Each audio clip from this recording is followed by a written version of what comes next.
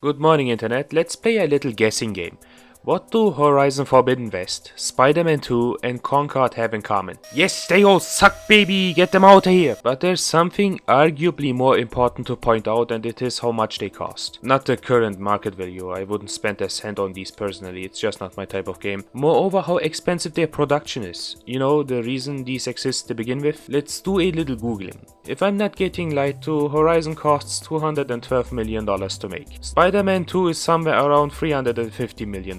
And Concord is at 400 million, which honestly in retrospect I wish they would have just burnt it to keep their chimney warm. There is an interesting Wikipedia page that lists the most expensive video game developments. Sony is not the only one on these budget ranges, but they are pretty prevalent on the list. Other great games still demand millions, but they are still under what Sony seems to be ready to invest. Final Fantasy 16 at 59 million and Baldur's Gate 3 around 100 million. That in contrast to something like The Last of Us 2 being at 220 million. These are absurd numbers, dude!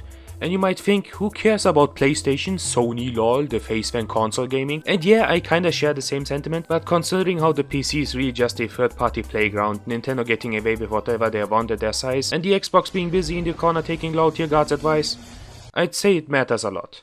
Like it or not, Sony is probably the most relevant big entity in the video game industry.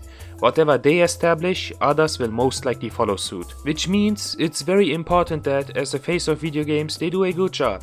And they currently aren't. Perfect. No game should ever have budgets like this, no matter how you wanna justify it. You can't burden a single solitary video game with that much money, especially if you're not sure whether or not it will catch on. That really begs the question where that money even went. What, you want to get taxed for bigger open world maps?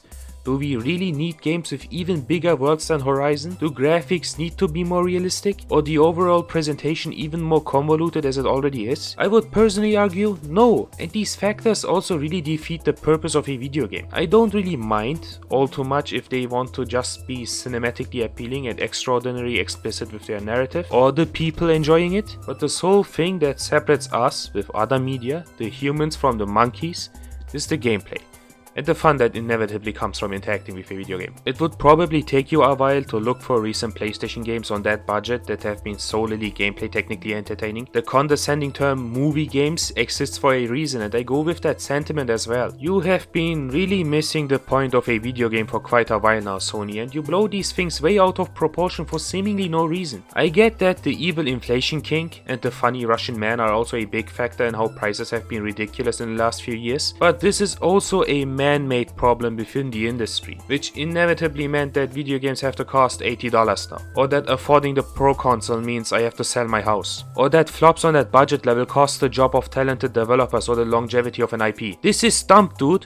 You are eating yourself. Like Ouroboros will be released into the atmosphere. What would be a reasonable solution to this?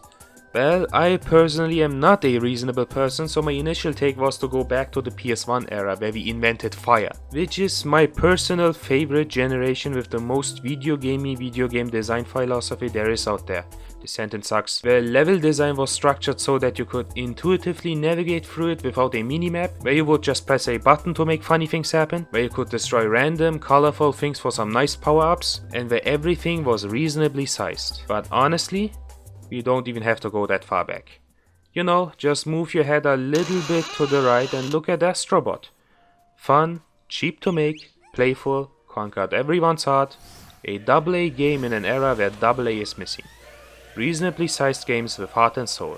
And it wouldn't even hurt too much if they went under the radar. Maybe make more stuff like that, and don't complain about missing IPs years after killing Japan Studio, which is really fucking infuriating to hear from you.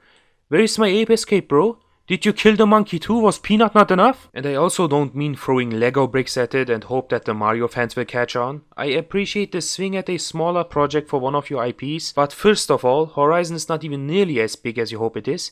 And second, it doesn't even fit thematically or mechanically. Also breaking news, it's apparently performing worse than Concord. And happy 30th anniversary, by the way. This page is funny. Watching it makes you realize even more how it got progressively worse. In my opinion. For some it got progressively better. What now? I wanna go home and play video games, but they only got movies. Except this one, there was a porn tape in between. Well, I guess technically it's a movie.